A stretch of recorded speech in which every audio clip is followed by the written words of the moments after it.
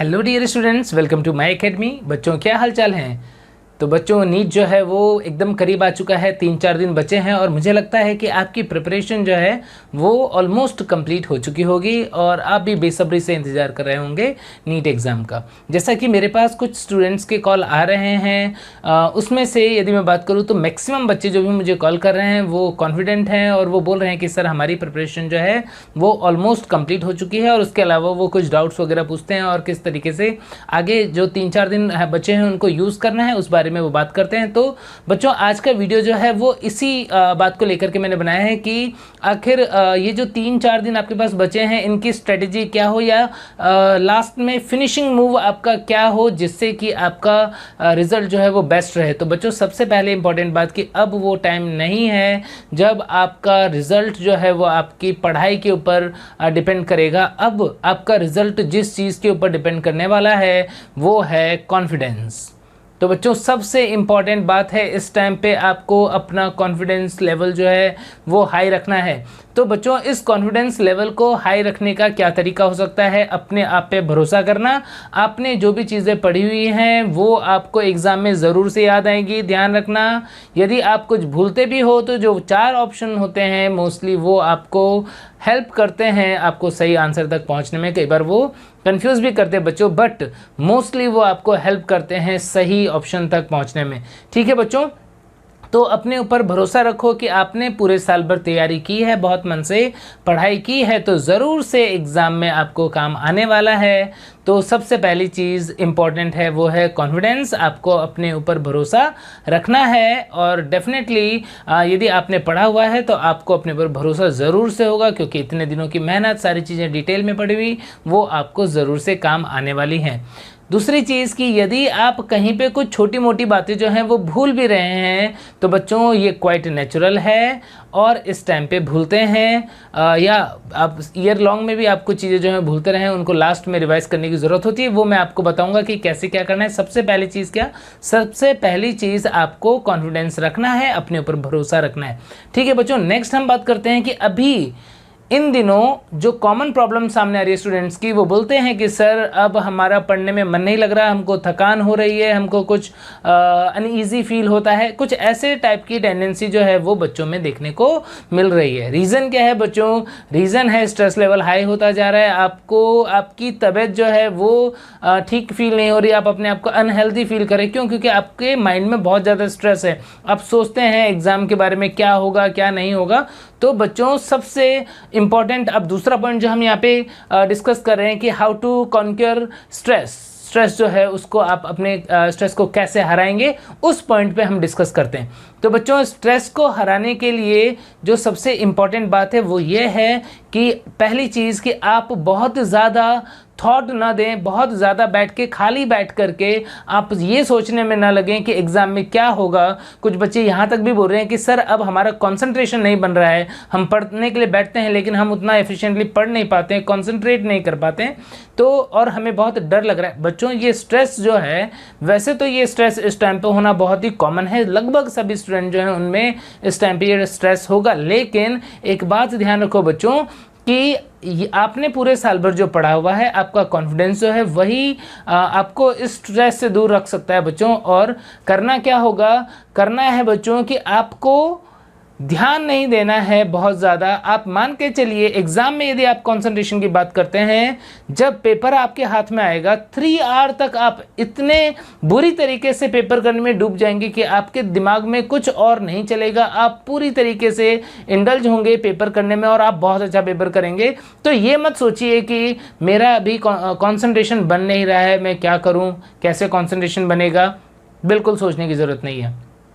दूसरा चीज़ कि बच्चों यदि आपको इस टाइम पर नींद नहीं आ रही है, जो कि बहुत कॉमन होता है, एग्ज़ाम के कुछ टाइम पहले स्टूडेंट्स को नींद नहीं आती है, स्लीप जो है वो बहुत ज़्यादा रिड्यूस हो जाता है और उनका पैशन लेवल जो है वो बहुत ही हाई होता है। वो सोचते होते हैं कि एग्ज़ाम में मैं कितना बेस्ट परफॉर्म करूँगा, क्या करूँगा। तो यदि आप पॉजिटिव डायरेक्शन में इसको सोच रहे हैं तो ये आपके स्ट्रेस को भी कम करेगा और साथ ही आपकी पढ़ाई में भी कुछ चीज़ें जो हैं वो एड ऑन हो जाएंगी। तो बच्चों इस टाइम पे आपको करना क्या है? स्ट्रेस को कैसे दूर करना है मैं आपको क्लियर कट बता रहा हूँ कि अभी इस टाइम पर कोई भी फालतू question, out of syllabus question, extra topics उन्हें करने की ज़रूरत नहीं है, टाइम नहीं बचा हुआ है। यानी अभी आपको करना क्या है बच्चों, अभी आपको सिर्फ वही चीज़ें पढ़नी है जो नीट के लिए रिलेवेंट हैं, जो एनसीईआरटी के हैं, उन्हीं चीज़ों को ही पढ़ना है। और वो चीज़ आप कई बार पढ़ चुके हैं और मुझे लगता है आपके ग्रिप में भी होगी। तो जब आप उन्हीं चीज़ों को रिवाइज करेंगे तो आपको अच्छा फील होगा, आपका कॉन्फिडेंस लेवल भी हाई रहेगा, आपका स्ट्रेस लेवल भी ऑटोमेटिकली कम हो जाएगा। तो क्या करना है बच्चों, स्ट्रेस को दूर करना है तो आप ये मान के चलेंगे कि आपका एग्ज़ाम में ऑटोमेटिकली कंसंट्रेशन बनने वाला है, आप अच्छा करने वाले हो। आपको अपनी पॉजिटिव चीज़ें जो हैं उनके ऊपर भरोसा रखना है और जो भी कुछ मतलब आपने पढ़े हुए हैं उन्हीं चीज़ों को रिवाइज करना है। जब आप उन्हें रिवाइज करोगे ऑटोमेटिकली आपका जो माइंड है वो पॉजिटिव होता जाएगा, स्ट्रेस वाली फीलिंग जो है वो कम होती जाएगी। और चौथी चीज़, आपको खाली बैठ करके और एग्ज़ाम के बारे में, रिजल्ट के बारे में नेगेटिव तो बिल्कुल नहीं सोचना है। आप अपने आप को बिजी रखो पढ़ाई में। जब आप पढ़ाई कर लेते हो आप रेस्ट करो, आराम करो, ठीक है बच्चों। तो इस तरीके से ही आप अपने स्ट्रेस लेवल को कंट्रोल कर पाओगे। थर्ड पॉइंट की बात करते हैं बच्चों। थर्ड पॉइंट जो है बहुत ही इंपॉर्टेंट है। क्या थर्ड पॉइंट है बच्चों कि कैसे हम अपने रूटीन को मैनेज करें। रूटीन मैनेजमेंट जो है बच्चों वो एक बहुत ही इंपॉर्टेंट पार्ट होगा आपके एग्जाम में। आपका परफॉर्मेंस कैसा रहता है उसके लिए।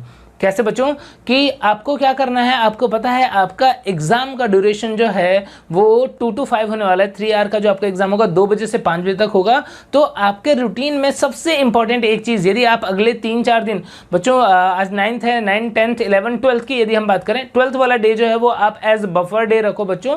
उस दिन आपको कोई भी लोड नहीं लेना है या उसको अभी बहुत ज़्यादा प्लानिंग में नहीं, उस दिन आपको जो अच्छा लगे रिलैक्स रहें उस हिसाब से काम करना है। तो 3 दिन एटलीस्ट 3 मॉक पेपर जो है वो या कोई टेस्ट पेपर जो है वो आप सॉल्व करते हो तो टाइमिंग जो है वो 2 to 5 ही रखना है। 3 घंटे में बिल्कुल एग्जाम ओरिएंटेड वे में आपको वो पेपर करना है, ठीक है बच्चों। तो रूटीन मैनेजमेंट में आप 2 से 5 का टाइम फिक्स हो गया है। 2 से 5 का टाइम जो है आपका रोज, अभी आज, कल और परसों 3 दिन की यदि हम बात करें बच्चों तो आपको एक एक पेपर करना है बिल्कुल टाइम बाउंड मैनर में। और आपको अपना स्लीप वाला जो टाइम है बच्चों, वो स्लीप वाला टाइम आपको लेट नाइट या कुछ इस तरीके से एडजस्ट करना है कि आपको दोपहर के टाइम पे बिल्कुल भी नींद ना आए। आपको अपना खाने का भी टाइम इसी तरीके से सेट करना है कि आपको 2 से 5 वाले टाइम में बिल्कुल रिलैक्स फील हो और उस टाइम पे आपका माइंड जो है वो हाईली एक्टिव हो। तो ज़रूर से अपने रूटीन को, यदि आपने अभी तक एडजस्ट नहीं किया है तो ज़रूर से इस चीज़ के लिए आप अपने रूटीन के पीछे पड़ जाएं, उसको एडजस्ट करना है।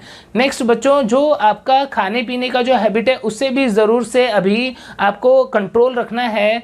आपको बहुत ही सिंपल फूड लेना है। आपको कुछ भी हैवी, बहुत मसाले वाला चिटर पुटर नहीं खाना है बच्चों। क्यों? क्योंकि बहुत ही इंपॉर्टेंट बात है, स्ट्रेस में कई बार आपको अनईजी फील होता है, कई बार आपका गैस्ट्रिक अपसेट भी हो सकता है बच्चों, और अदर टाइप से भी आपको कई बार अनहेल्दी फीलिंग आने लग जाती है। तो आपको अपने खाने पीने का ज़रूर से ध्यान रखना है। यदि आप थकान फील करते हो ज़रूर से आप ग्लूकोज जो है उसे टाइम टाइम पर पीते रहें और साथ में अपनी पढ़ाई जो है उसे भी कंटिन्यू रखें।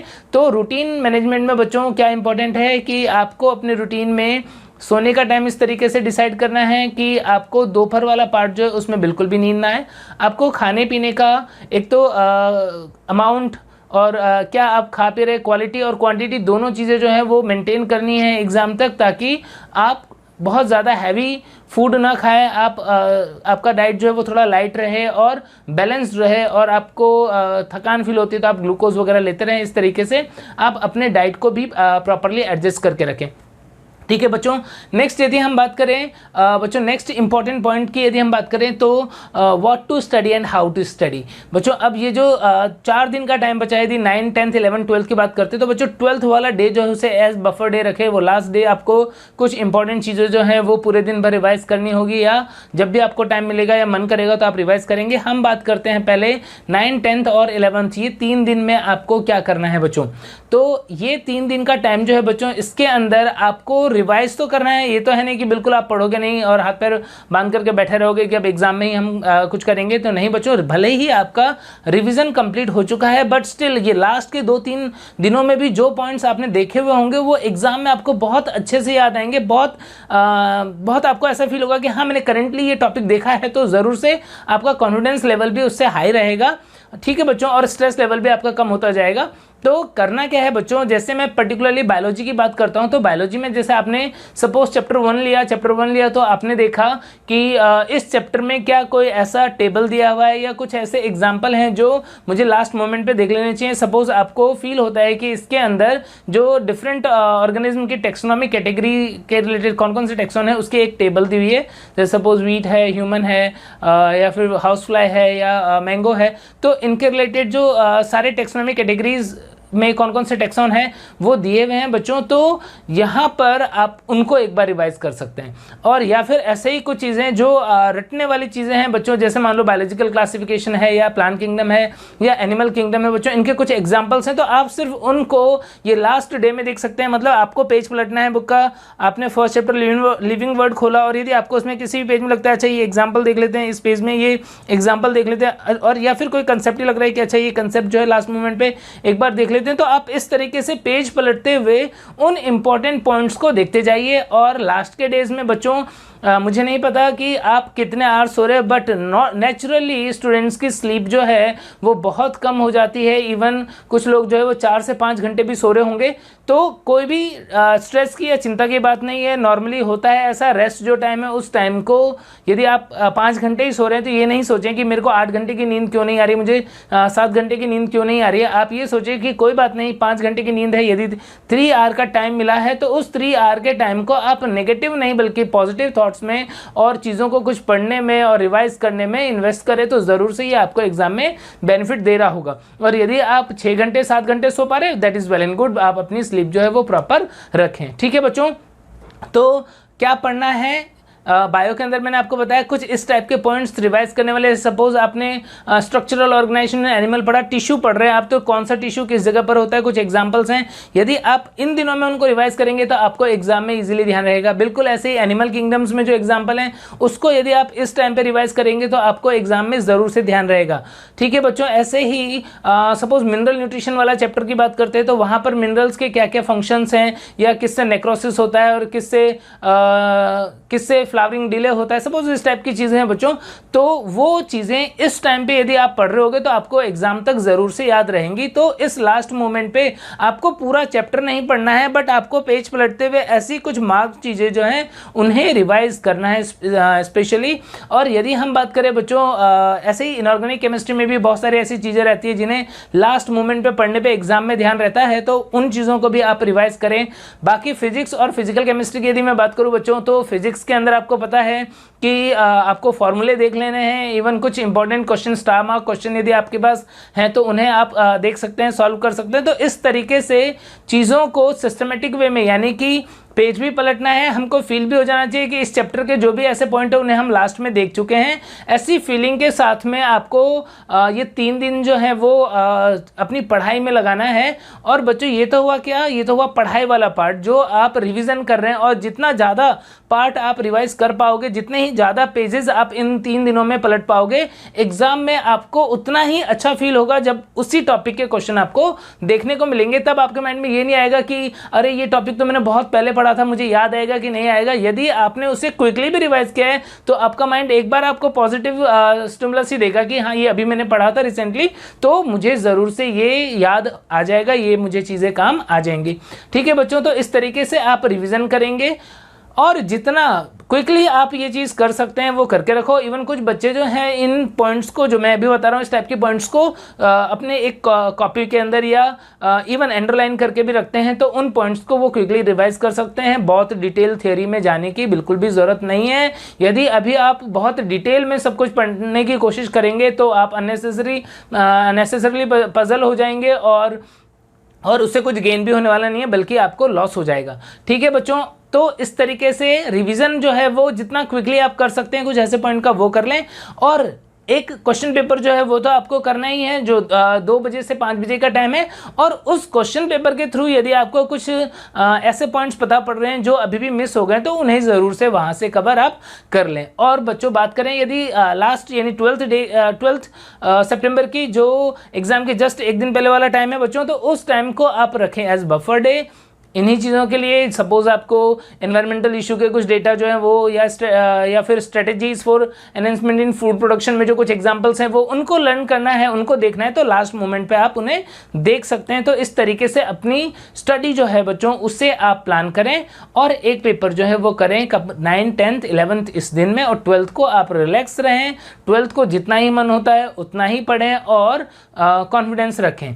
ठीक है बच्चों, तो इस तरीके से आप अपनी स्ट्रेटेजी जो है उसको बना के रखें अगले 3-4 दिनों के लिए। और डेफिनेटली बच्चों आप लोगों ने पूरे साल भर मेहनत की है और ज़रूर से आप लोग जो है वो एग्ज़ाम में अच्छा करोगे। बच्चों एक और भी यदि मैं आपको इम्पॉर्टेंट बात बताऊं तो जिस तरीके से अभी जी मेंस के पेपर हुए बच्चों, तो उसमें हमने देखा क्या कि जो एनटीए पेपर बना रहा था उसके कंपेयर में पेपर जो है उसका लेवल जो है वो नॉर्मल रहा, इजी रहा।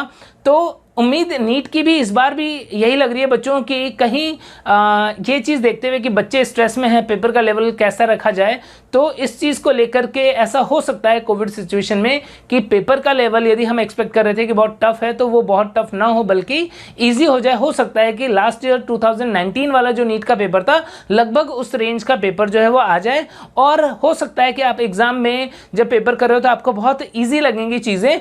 वहाँ पर आप ध्यान रखना बच्चों कि बहुत हड़बड़ी में नहीं, बहुत जल्दबाजी में नहीं, यदि पेपर इजी भी आता है तो भी बहुत इत्मीनान से क्वेश्चन जो है उसे सॉल्व करना। लास्ट ईयर पेपर इजी आ गया था, बच्चों ने जल्दीबाजी में भी क्वेश्चन जो है वो काफ़ी गलत किए थे, नेगेटिव मार्किंग किए थे, तो उन चीज़ों पे ज़रूर से आपको कंट्रोल रखने की ज़रूरत होगी।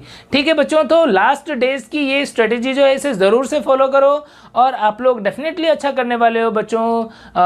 हमारी तरफ से बेस्ट विशेष जो है वो आप सबके साथ में है। All the best.